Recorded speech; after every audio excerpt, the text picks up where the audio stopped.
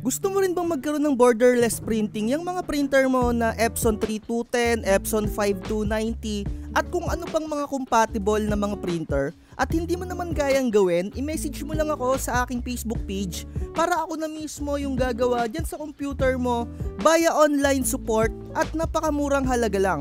At sa mga kailangan din ng mga Microsoft Word or kung ano pang mga software na kailangan yung i-install para dyan sa mga sisimulan yung printing business, message nyo lang ako at super affordable lang naman ng aking serbisyo.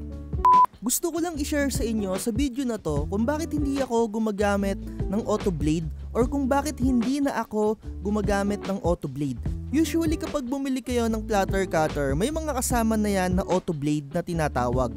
Ito yung blade na kung isiset mo dun sa Silhouette Studio ay mag-a-adjust siya ng kusa na wala ka nang gagawin dun sa pinaka-blade, automatic na siya na mag-a-adjust dyan sa inyong mga machine. The reason why kung bakit hindi na ako nag-refill netong Autoblade na tinatawag, sadya talagang napakabilis niyang pumurol dito sa akin. Tandaan nyo mga tropa, do what works for you. Kung etong mga sasabihin ko, kung ano yung mga isi-share ko sa inyo ngayon, kung hindi gumagana sa inyo to, okay lang. Pero at least na-share ko sa inyo kung bakit nga hindi ako gumagamit ng Autoblade or kung bakit hindi na ako bumili ulit. Unang-una yung price range niya, napakamahal. 900 hanggang 1,100 yung mabibili mo or yung maa-avail mo sa mga online store, sa Shopee, sa Lazada or kung saan pa man. And yung lifespan niya umaabot lang sa akin ng 3 months or 4 months. At kung medyo matsambahan ka or medyo sumablay as in kapag ka medyo naputol yung pinaka-tip ng edge niya or yung pinaka-dulo ng talim niya, talagang mapapabili ka kaagad. As in kung siguro mga matsambahan ka na wala pang 1 linggo, wala pang 1 buwan, talagang bibili ka na ng bago kasi hindi na magiging maayos yung cut niya. And sa experience ko naman, tumagal ng hanggang 3 months or almost 4 months yung kasama na blade netong Cameo platter cutter ko. And nung na-experience ko nga na naputol yung pinaka-kanto niya or yung pinaka-edge netong blade, hindi na siya nag-cut ng maayos. At mapapansin nyo, magiging ganito na yung pinaka-output ng cut nyo. Mapapansin nyo din na parang nagbabibrate yung inyong mga blade kapag ka pumurol na or as in naputol na yung pinaka-kanto niya. Makikita ninyo dito sa picture na to, yung pinaka-cut niya ay medyo putol-putol. And may next reason kung bakit ayoko talaga ng Autoblade. Kasi na-experience ko, meron akong big project as in 700 pieces yung kailangan kong i-cut dito sa aking platter cutter. And ayun nga, natsambahan ako, medyo nagkamali ako ng install dun sa aking cutting mat. At ayun, naputol yung pinaka-edge niya. And kagaya nga ng sinabi ko, dahil namamahalan ako, hindi ko kaya or hindi ko afford na magkaroon ng stock na ganitong blade. As in yung tipong bibili ka neto na i-stock mo lang siya dyan somewhere out there sa'yo kapag ka nabali, meron ka agad pamalit. Hindi ko kaya na ganon. At syempre hindi naman tayo pare-parehas na maraming pera kung kaya nyong mag-stock. Nasa sa inyo. Kaya naman naghanap ako ng alternative na yung tipong kahit magpalit ako ng blade araw-araw. At ayon, meron akong nakita. Ito yung tinatawag na CB09 na which is bibihira lang yung gumagamit nito or yung talagang mga wais lang na katulad ko or sabihin na natin na nagkukuripot. Talagang ganun na lang talaga yung term para syempre mas malinawan kayo. As in, hindi ko talaga kayang i-afford yung lagi akong nasisiraan or bibili ako lagi ng bagong blade na ganun kahalaga na sa tingin ko, hindi ko pa nasusulit talaga ng todo na as in todo-todo. Kaya naman, bumibilib ako sa mga ibang business printing owner na yung kanilang mga Autoblade napapatagal nila ng taon. Hindi ko alam kung paano nila nagagawa yon, pero yung sa akin talaga 3 to 4 months ko lang na sulit.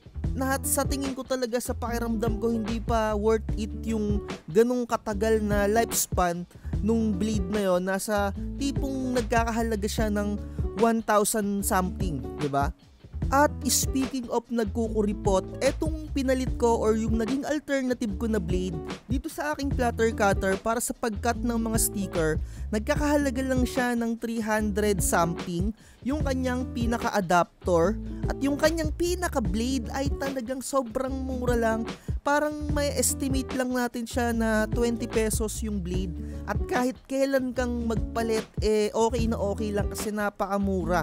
Yung isang blade neto mga tropa, tumatagal naman siya na sabihin na natin na kayang-kaya niyang hanggang isang buwan yung blade na alternative netong CB09, pero kahit linggo-linggo kang magpalit, as in yung kung gusto mong laging matalim yung blade mo kahit linggo-linggo, kayang-kaya mong magpalit kasi napakamura nung alternative na blade neto. Pero lagi kong sinasabi, do what works for you. Kung ayaw nyo ng ganitong blade, okay lang. Gusto ko lang talagang i-share sa inyo to. Baka kasi parehas tayo ng ugali, yung medyo gusto nagtitipid, gusto talaga yung medyo sulit na sulit. At kung medyo natatakot naman kayo, kasi syempre parehas din tayo, natatakot din ako na gumamit ng ganitong klaseng blade dati. Pero gusto ko talagang magkaroon ng alternative na blade para makatipid ako sa ginagamit ko na platter cutter. And good thing mga tropa, 3 to 4 years ko na tong ginagamit dito sa platter cutter ko. Hindi ko na alam kung ano yung exact na taon or ilang taon ko nang ginagamit to, pero sa tingin ko 3 to 4 years na akong gumagamit ng CB09 and wala naman nagiging masamang effect dito sa aking platter cutter, as in good na good pa rin talaga. Sa una lang talaga medyo mahihirapan kayo sa blade na to kasi manual blade siya. Kayo yung mismong magseset ng taas or kung gaano kataas yung blade dito sa inyong mga CB09 at sa una mahihirapan kayo kasi sumasayad siya sa sticker or sa vinyl na kinakat ninyo. Pero time to time, as times goes by, masasanay kayo, makukuha nyo rin yung perfect na size or yung perfect na taas nung blade dyan sa inyong mga CB09 at talagang sinasabi ko sa inyo, napakalaking tipid ng inyong makukuha. Sa paggamit nga pala netong CB09, kailangan meron din kayong adapter ni Cameo. Etong nakikita nyong kulay blue, bukod dun sa adapter nung pinaka-blade, kailangan nyo na itong kulay blue or sky blue na adapter naman ni Cameo. Lahat ng mga materials na nakikita nyo sa video, ilalagay ko na lang lahat ng link sa description para makabili rin kayo. At kung gusto nyo pa ng mga tutorial sa paggamit ng CB09, comment lang kayo dyan sa ating comment section. Kung meron pa kayong mga ibang katanungan, pwede rin yung panoodin yung mga nasa playlist ko. Napakarami kong video dyan tungkol dun sa ating platter cutter na Cameo. Ginawan ko siya ng separate playlist at ikinumpile ko yung mga tutorial sa ating Cameo platter cutter. Yun lang, siguro dito na natin tapusin yung vlogs natin. Sa mga gustong mag-avail ng mga lifetime template, kung into printing business talaga kayo, message nyo lang ako sa ating Facebook page. At lagi kong sinasabi, huwag magpapauto. Like, share, and subscribe. Bye-bye. Huwag kang magpapauto, mag-isip ka sa pilian, sa laro ng buhay dama.